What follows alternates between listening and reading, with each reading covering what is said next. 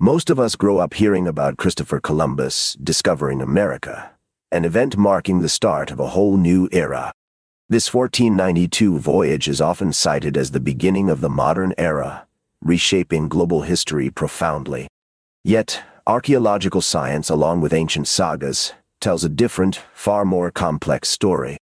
Europeans were already there, nearly 500 years earlier, making contact with a continent that was anything but empty.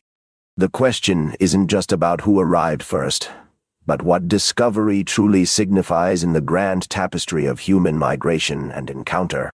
We will unravel why this earlier chapter of exploration remains less known and what implications it holds for our understanding of history. By the end of this video, you will understand why the narrative of American discovery is far more intricate than textbooks often suggest. The widely accepted narrative places Christopher Columbus's 1492 voyage as the pivotal moment for America's discovery. Leading 4 Spanish transatlantic expeditions, Columbus linked Europe with the Americas in the name of the Catholic monarchs. These voyages were monumental, igniting what Europeans called the Age of Exploration. This period led directly to the colonization of the Americas, initiating a massive biological exchange between continents. It also established transatlantic trade routes, forever altering global economies and cultures. The consequences of these events, which persist to the present day, are frequently cited as the definitive beginning of the modern era.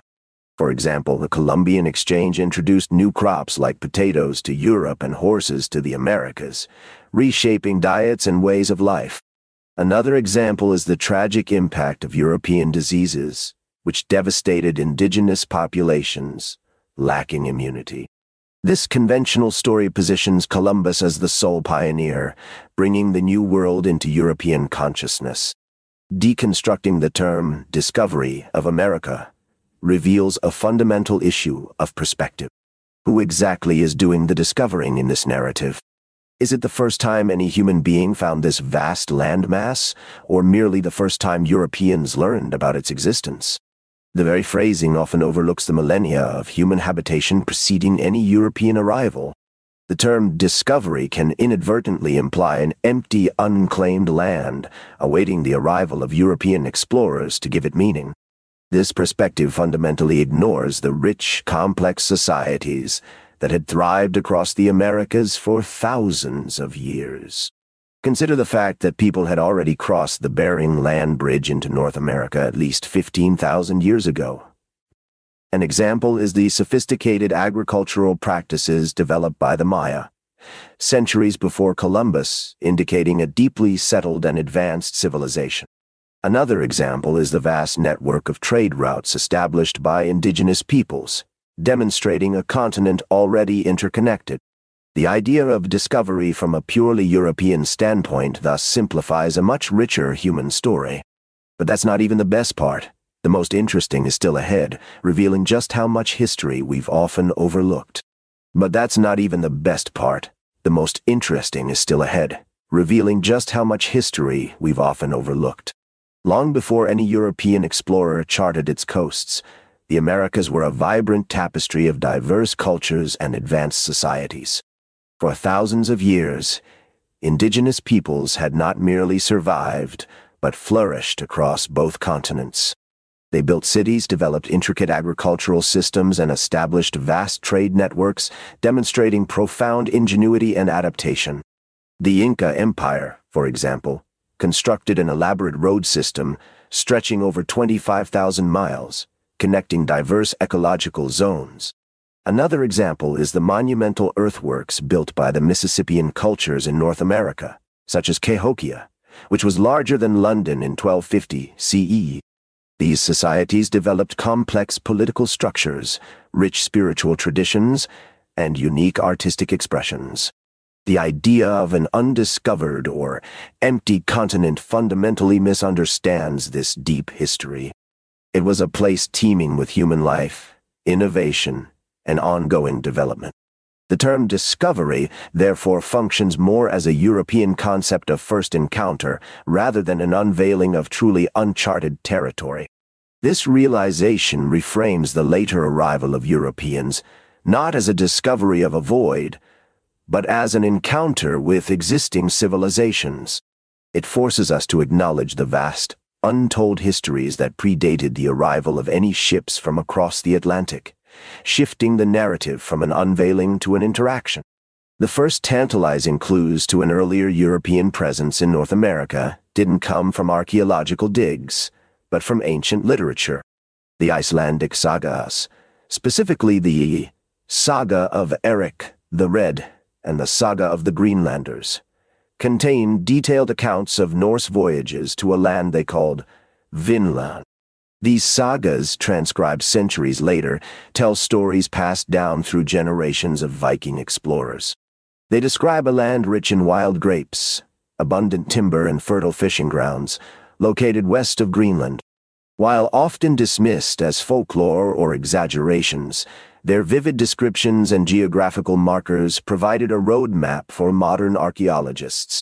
For instance, the sagas speak of encounters with indigenous peoples, whom the Norse called skrælings, sometimes peaceful, sometimes hostile. Another example recounts how Thorvald Eriksson, Leif's brother, was killed in a skirmish with these native inhabitants, illustrating real contact. These literary treasures, while not strictly historical documents, hinted at a significant European presence in North America centuries before Columbus. The stories were persistent, detailing multiple voyages and even attempts at settlement, though ultimately unsuccessful. These ancient Norse texts laid the groundwork for a historical revision. But hold on.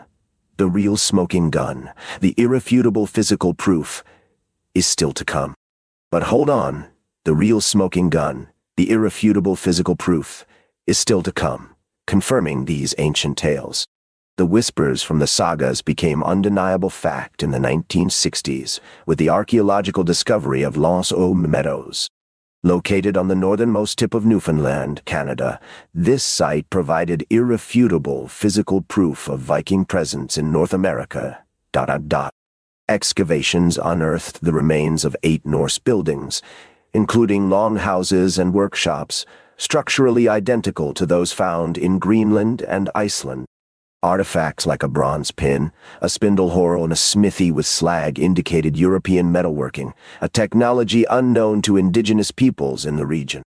These finds perfectly matched the descriptions in the sagas, confirming Vinland was indeed a real place. For example, radiocarbon dating of timber from the site placed its construction around 1000 CE, aligning almost perfectly with Leif Eriksson's estimated voyage. Another example is the discovery of a needle-sharpening stone, a typical Norse tool, further corroborating their presence. This discovery was groundbreaking, definitively rewriting the timeline of European interaction with the Americas. It moved the date of the first European landing back by nearly 500 years, from 1492 to approximately 1000 CE. L'Anse aux Meadows stands as a monument to Viking exploration, a tangible link to a period of history long overshadowed by later events. So, what does this rewritten history of Viking presence mean for our understanding of America's discovery? It highlights that discovery is less about a single event and more about sustained contact and profound impact. While the Norse did reach North America centuries before Columbus, their expeditions were sporadic and ultimately did not lead to permanent European settlement or the widespread biological and cultural exchange. Their limited numbers, geographical isolation, and encounters with local populations likely contributed to their eventual withdrawal. Columbus's voyages, by contrast, ushered in an era of continuous European colonization, transforming global history on an unprecedented scale. This distinction clarifies why Columbus's journey became the historical benchmark, despite earlier landings. It reminds us that history is a nuanced tapestry woven with many threads, where impact often trumps mere precedence. The Vikings showed up first, but Columbus brought the party, or perhaps the full-scale invasion. Understanding this broader narrative enriches our appreciation for the complexities of exploration and encounter. Try to remember that the stories we tell ourselves about the past shape our understanding of the present.